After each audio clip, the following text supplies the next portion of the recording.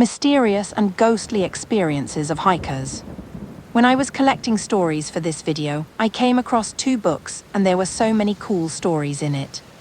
I am still reading the books and I will provide the names in the description box below. I have always wondered about the different experiences hikers go through in the wilderness. I mean, it shouldn't be surprising, after all, most people hike to remote places, woods, or different campsites that is usually away from the hustle and bustle of modern fast-paced life. It makes sense to have mysterious or spooky experiences during hikes. But these ghostly stories aren't just something modern hikers have gone through. The books I am reading talk about similar experiences from centuries ago. In this video, I will share 4 stories. 2 from the books I am reading. 1 from a website where hikers shared their experiences. And 1 from Reddit. I will share more stories from the books in the future videos. I have shared the links of the original posts and books in the description box. Vanished in the Night Campsite by Holly Connors from The Camping Planner. One of my first camping experiences was almost my last. It was a relatively isolated campsite, far enough away from civilization to have no phone reception. But we surprisingly weren't the only ones there. There was a huge group of people set up nearby across multiple campsites. They were a noisy group while we spent our days hiking to nearby waterfalls. On our second night, it was already dark, and they looked to be in no hurry to finish partying that night as we settled in for the night, hoping they wouldn't keep us up all night with their rowdiness. Suddenly, it went silent, like someone had turned off the switch on a radio. We were both trying to listen for noise, a little shocked by the sudden quiet, but no more noise came.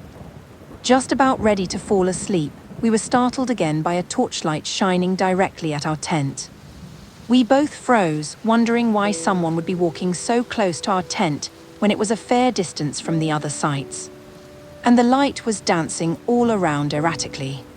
Next thing we knew, our tent entrance collapsed and the light was gone. We waited around 10 minutes in a quiet panic, assuming someone was messing with us, then finally pushed our way through the collapsed entrance to see what the situation was. Shining our torch around, we realized there was not a single tent or trailer left in sight. They'd all just disappeared suddenly after dark. Without a sound. No engine noises. Nothing. You can bet we didn't sleep much that night. The next morning, we took a closer look around, and it was like they had never been there. No obvious sign of the multiple tents, caravans, and cars that had lined the far side of the camping ground. Especially when they showed no signs they were planning to pack up before dark that night. Nor will we ever know if they intentionally knocked down the front of our tent that night before silently vanishing into the night. Story 2 by Rude Awakening shared on Reddit. Around 6 years ago, this is about 12 years from 2025, because this post was created 6 years ago on Reddit. My buddies and I had a little tradition during our senior year of high school where we'd stay out all night, skating or exploring all kinds of spooky areas. And this was before any of us had a car, so we traveled almost everywhere on foot. One night in particular, we had ventured out over an hour from our usual exploration areas, and we came across a heavily wooded area that we hadn't been through before. The time had to have been around 2 or 3 a.m., and just looking into those woods gave me an incredible feeling of unease that I had never felt before. My buddies were determined to go through it, but I decided against it, and instead told my friends that I'd just skate or walk around and meet them at the gas station on the other side. It took me around 30 minutes to skate around the entire area. I waited at the exit of the woods for about 15 minutes before crossing the 4-lane street that led to the gas station. I asked the clerk if 3 other teens had come in, and he told me no, so I headed back out to wait in the front. Approximately 10 more minutes pass before I can hear heavy footsteps moving quickly from behind the gas station's main building. Next thing I know, I see all 3 of my buddies, sweaty, out of breath, and looking like they've witnessed a murder. We head into the gas station and sit in the small seating area. They then go on to tell me that somewhere halfway into those woods, they heard strange noises behind them, and when they turned around to look, they saw a tall white figure with red eyes staring at them. They said they freaked out and just took off. As they neared the end of the woods, they could hear the leaves and branches rustling as if it was chasing them. They kept running until they crossed the road separating the woods from the gas station, and once they were at the back of the gas station, they looked back and could see the figure just standing at the edge of the woods, unmoving. The way they described it was that it was only vaguely shaped like a human, more like a Sasquatch or Bigfoot-type creature, but it was white in color and had piercing red eyes. Honestly, I had never seen anyone so distressed in the way that my friends were. They genuinely seemed terrified and, that night, was one of the last times they ever wanted to stay out all night. I think about this night a lot, even to this day. This story is titled, Nation's First Park Ranger Hears a Crying Ghost. This was the first story of this book by Andrea Lankford. Here is a note. I have made small changes to some terms used because they might seem confusing to some. The story is written in the book as follows. The Yosemite Valley Pioneer Cemetery is a small graveyard. Only 36 of the 45 souls buried there have headstones.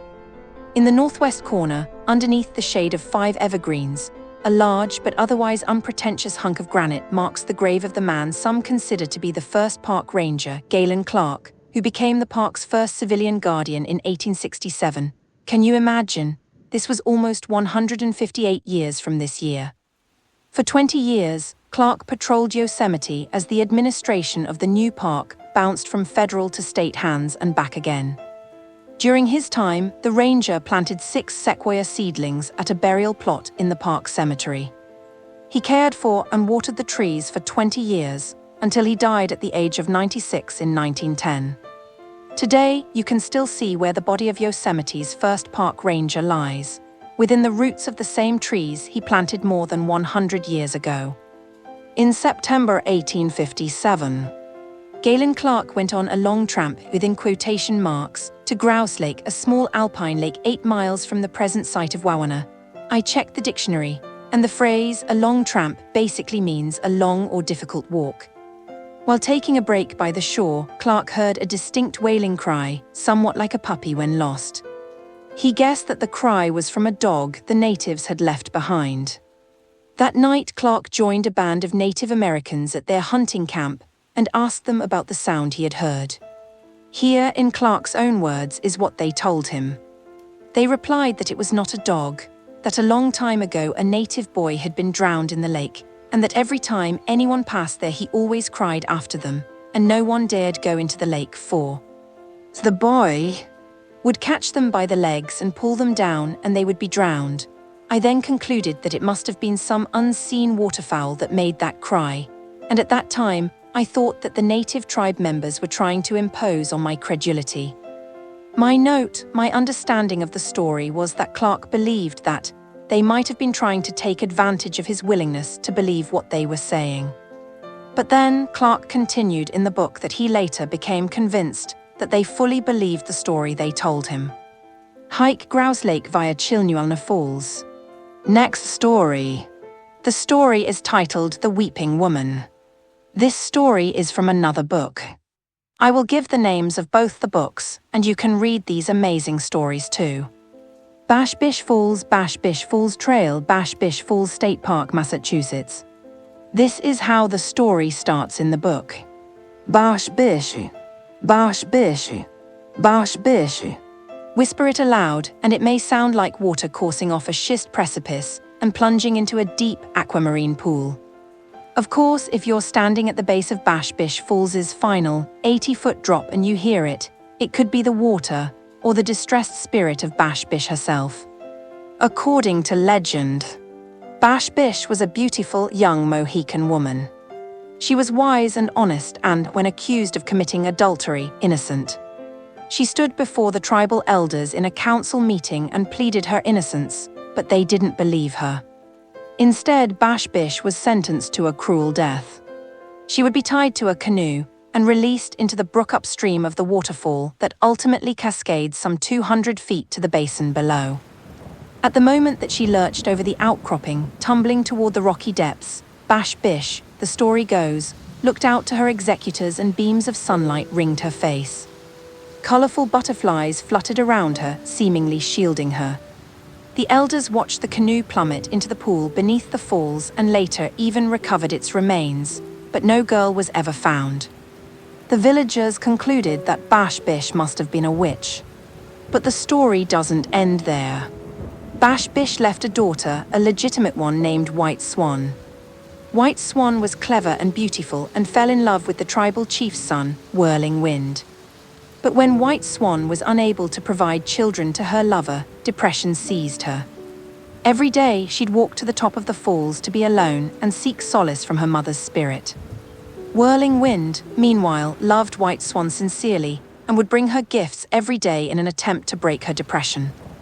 One day, he followed her to the top of the cataract and opened his hands to offer her a butterfly that was as white as snow. White Swan, believing the gift to be a sign from her late mother, quickly sprang from her perch and dove headlong into the falls. The white butterfly followed her, fluttering in her wake. Whirling Wind leapt after his love, tumbling down the 80-foot drop. The villagers would recover Whirling Wind's pummeled body, but, as before, there would be no sign of White Swan. Today, people can hike to the very spot where Bash-Bish and her daughter, White Swan, jumped. They can also walk to the pool where the women were never seen again. There, if you look closely, you can see the outline of a woman thought to be Bash-Bish behind the falls. It's where she ushers other people to follow in her footsteps and jump into the pool. Bash-Bish, Bash-Bish, Bash-Bish. The author of the book added the direction to visit the Bash-Bish Falls. MAREN HORJUS, the author, also added this note. Note, swimming voluntarily is not allowed in Bash-Bish Brook or the basin below Bash-Bish Falls. As I was reading this story for this video, I felt very sad. It is such a tragic story, but I can imagine adventurous hikers would like to visit this place to see if there is any truth to this story. This is the end of today's video. Going through haunted experiences like this seems to happen to hikers around the world. I really hope I can find similar stories from different parts of the world. I have friends who have shared creepy experiences during hikes in my country, too. I hope one day I can share these stories with you guys. I know some of the stories shared today can have logical explanations, like the story about the loud hikers who suddenly became quiet and disappeared, but when you are out there away from the crowd, even creepy people can freak you out and things can become scary. I hope you enjoyed this video. Please leave a like, comment, and also subscribe to my channel. Thank you for watching.